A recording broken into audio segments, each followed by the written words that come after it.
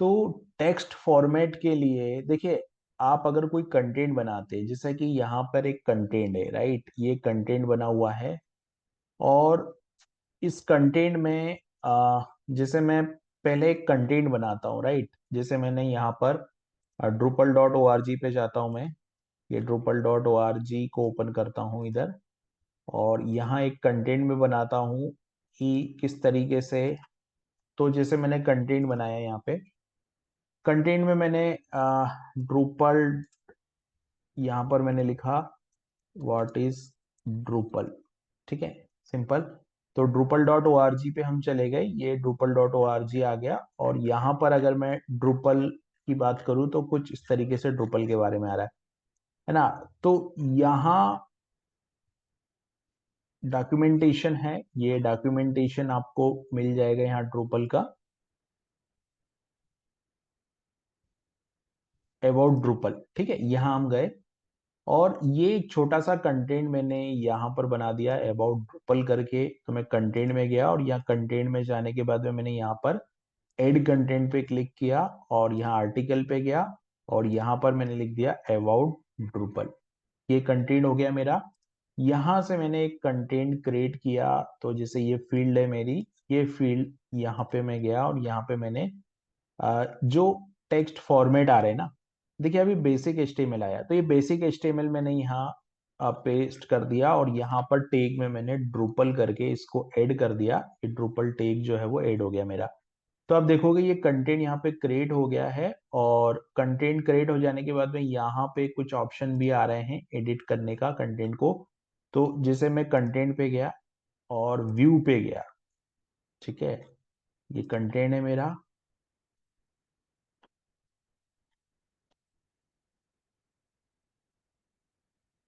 ये कंटेंट है, और कंटेंट वाले सेक्शन पे गया, और यहाँ पे अभी कंटेंट क्रिएट नहीं हुआ था मेरा, आर्टिकल पे गया, यहाँ पे मैंने लिखा अबाउट ड्रूपल, और यहाँ से कंटेंट को पेस्ट किया, यहाँ पे मैंने ड्रूपल ऐड किया।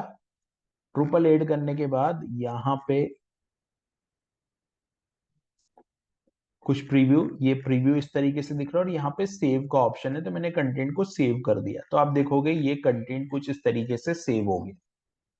ठीक है, अब हमको, जैसे मैंने इसको एडिट किया, और एडिट करने के बाद देखिए यहाँ पे जो टेक्स्ट फॉर्मेट आ रहा है ना, इसकी बात मैं करूँ तो जैसे डिफरेंट डिफरेंट टाइप का टेक्स्ट फॉर्मेट है। जैसे मैंने यहाँ पे इसको सेलेक्ट किया, और सोर्स में गया, और यहाँ पर जैसे ये पैराग्राफ है, तो मैंने यहाँ पे क्लास लगाई, या यहाँ पर मैंने मान लो स्टाइल टैग लगाया, और स्टाइल टैग में यहाँ पर मैंने लिख दिया कि कलर रेड, ये कुछ इस तरीके से मैंने स्टाइल लगा दी, कलर रेड।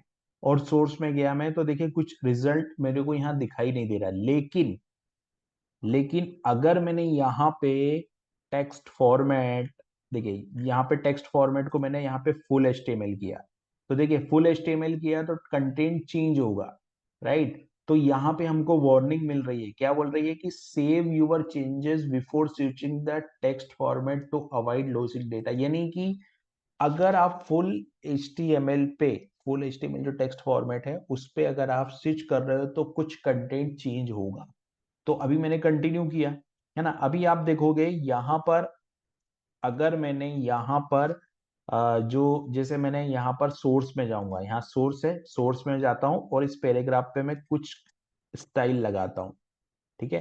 तो मैंने स्टाइल टैग लगाई, स्टाइल टैग में यहाँ पर मैंने लिखा कि कलर, और कलर में मैंने यहाँ लिख दिया लाइक रेड, ये कलर मैंने रेड दे दिया यहाँ पे, कलर और कलर प्रॉपर्टी, और यहाँ कलर मैंने दे दिया रेड। अभी क्या होगा, अगर मैं सोर्स को स्विच करूंगा तो देखो ना, रेड कलर यहाँ पे हो गया, ये जो कलर है वो रेड हो गया। लेकिन अगर मैंने यहाँ से बेसिक एचटीएमएल पे शिफ्ट किया तो क्या होगा, तो ये कलर चेंज हो जाएगा। मैंने ये, यानी कि ये जो कलर के लिए मैंने प्रॉपर्टी लगाई थी, सीएसएस लगाई थी, वो चली गई। क्यों?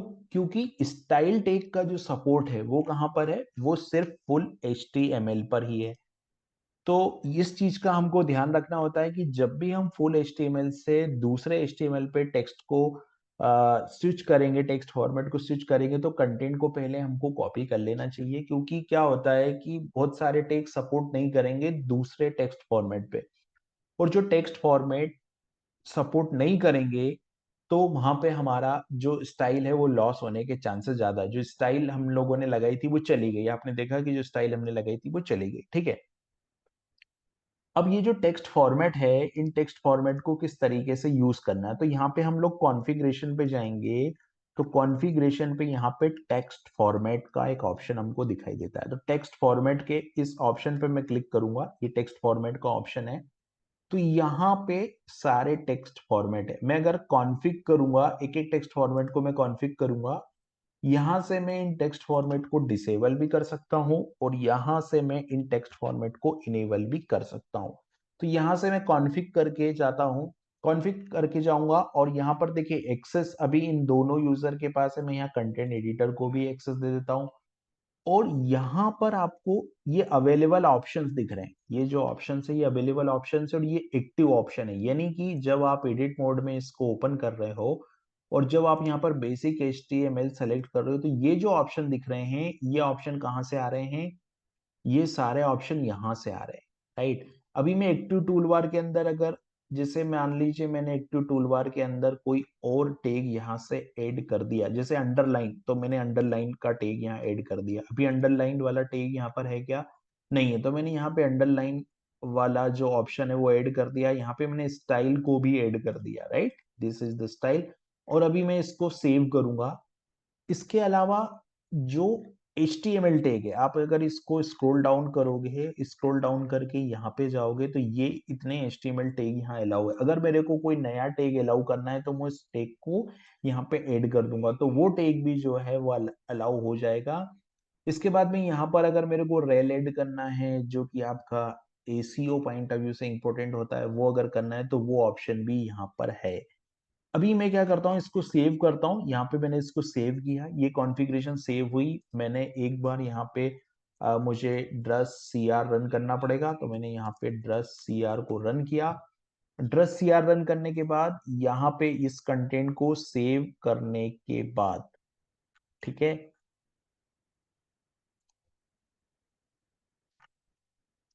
जिसे मान लीजिए अभी स्टाइल को हम लोग यहाँ रखते हैं, क्योंकि स्टाइल का कुछ एरर आ रहा है, स्टाइल को रखने के बाद इसको मैं सेव कर देता हूँ, तो मैंने मान लीजिए इसको सेव किया और सेव हो गया। अब यहाँ पर मैं इसको रिफ्रेश करता हूँ, तो यहाँ पे अंडरलाइन वाला टेब आना चाहिए, राइट, ये अंडरलाइन का टेब आ गया, पहले ये अंडरलाइन का टेब जो था वो नहीं आ रहा था। तो आपको कौन कौन से ऑप्शन यहाँ रखने हैं वो आपको यहाँ से पता चलेगा, ये जो सेटिंग है टेक्स्ट फॉर्मेट की, आप यहाँ पर इसको कॉन्फ़िग करेंगे, यहाँ पे ये नंबर ऑफ ऑप्शन है, ये जो है वो नंबर ऑफ ऑप्शन अवेलेबल है, और इसमें से कौन से ऑप्शन आपको दिखाने हैं तो वो ड्रैग एंड ड्रॉप करके आपको इधर एक्टिव टूल बार में उसको शिफ्ट करना पड़ेगा, तो वो यहाँ पर दिख जाएंगे। उसके बाद जो हेडिंग्स है वो आपको कौन कौन सी रखनी है, यहाँ से आप उसको इनेबल और डिसेबल कर सकते हैं।